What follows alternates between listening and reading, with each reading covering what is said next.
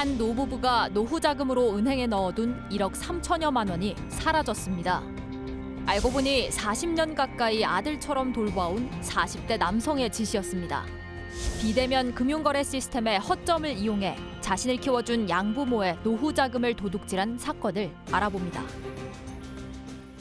네, 노부부가 모아둔 노후 자금을 도둑맞은 사건입니다. 문제는요, 노후 자금뿐만 아니라 자신들도 모르는 대출까지 이뤄진 상태라고요. 네, 부산에 사는 한 노부부가 자신들의 노후를 위해서 은행에 정기예금으로 넣어뒀던 돈이 있습니다. 한 네. 1억 3천만 원 정도 됐는데 이 돈이 사라진 거예요.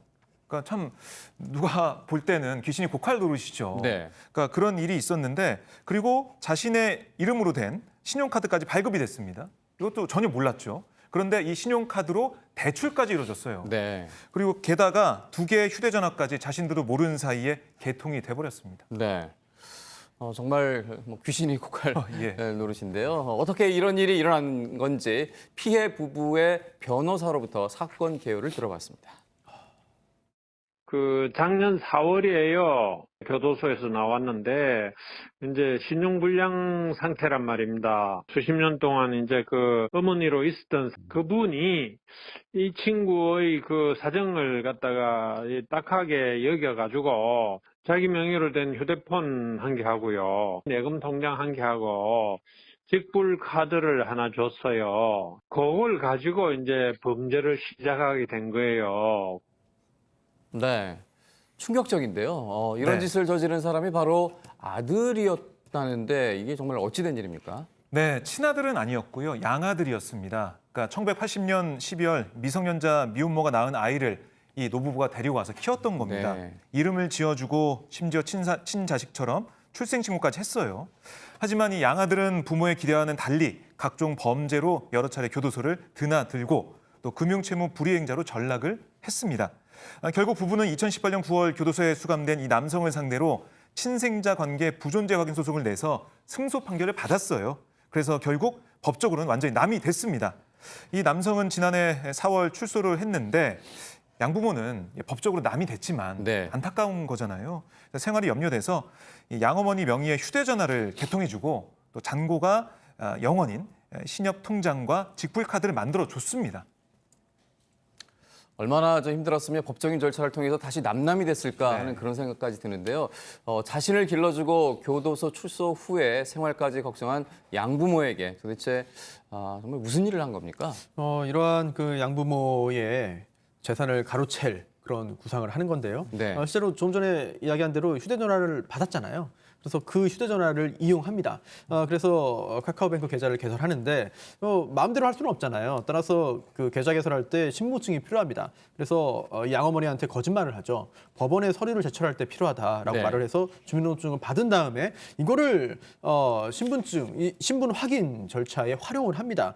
그래서 금융 내역을 확인할 수 있게 됐고요. 그 후에 이제 양어머니 소유의 신용카드로 600만 원 대출을 받게 됩니다. 또 그 외에도 캐피탈회사로부터 1,000만 원 대출을 받기도 했고요. 네. 또 그 외에 휴대전화를 또 추가 개통을 하는데 이때는 아버지가 병원에 입원해 있다라는 그런 거짓말을 하기도 했습니다. 네.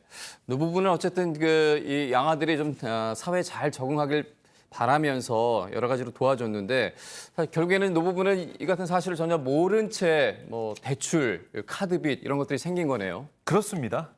이 옛 어머니 신용카드를 재발급받아서 900만 원의 현금 서비스를 받거나 각종 대금을 결제를 했어요.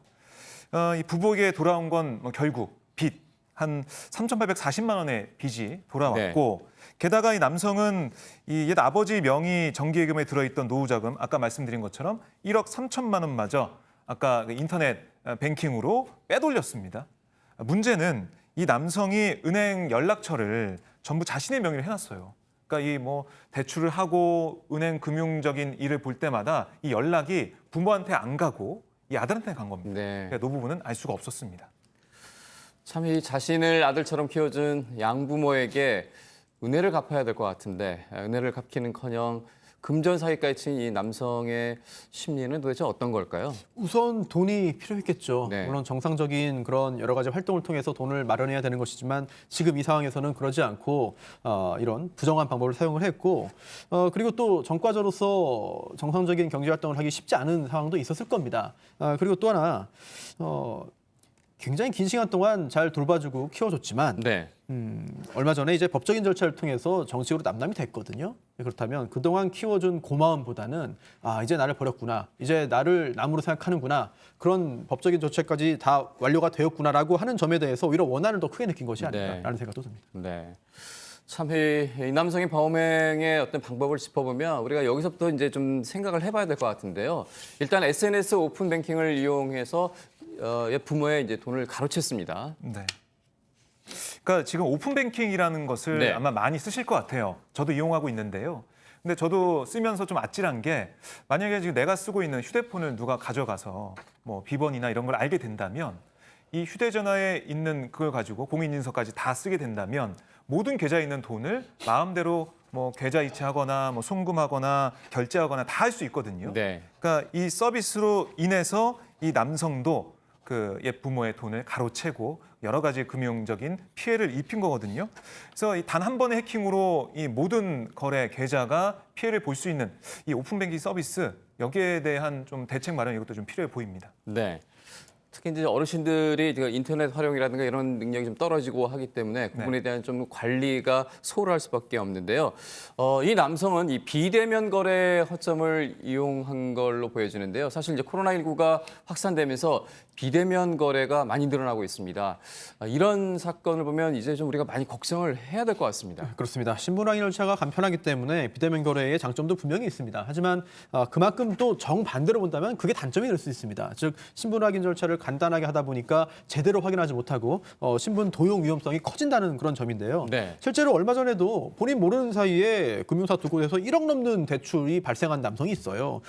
이제 누가 이런 일을 했나 찾아봤더니 용의자가 본인의 그 면허증 위에 다른 사람 사진 놓고 그리고 그걸 가지고 신분 확인을 받은 거예요. 알뜰폰을 개통을 하고, 이거는 뭐 아주 간단하게 만들 수 있으니까 알뜰폰을 개통을 하고 그 다음에 거기에서 또 애플리케이션을 또 깐 다음에 그걸 통해서 또 대출 승인까지 받아냈거든요. 현행법상 당연히 금융기관은 실명 확인 의무를 집니다. 당연히 정확히 확인을 해야 됩니다. 하지만 대면 거래에 있어서는 여러 가지 절차가 있지만 이 비대면 거래에 있어서는 상당히 간략하기 때문에 네. 이런 문제가 앞으로도 나오지 않을까 걱정됩니다. 네. 비대면과 관련된 여러 가지 상황들이 빠르게 지금 진행이 되고 있는 가운데 우리가 조금 이제 놓치기 쉬운 부분들도 좀 체크를 해봐야 될 것 같습니다. 자신을 챙겨준 옛 부모의 돈을 가로챈 것도 모자라서 대출빚까지 지게 한 남성인데요.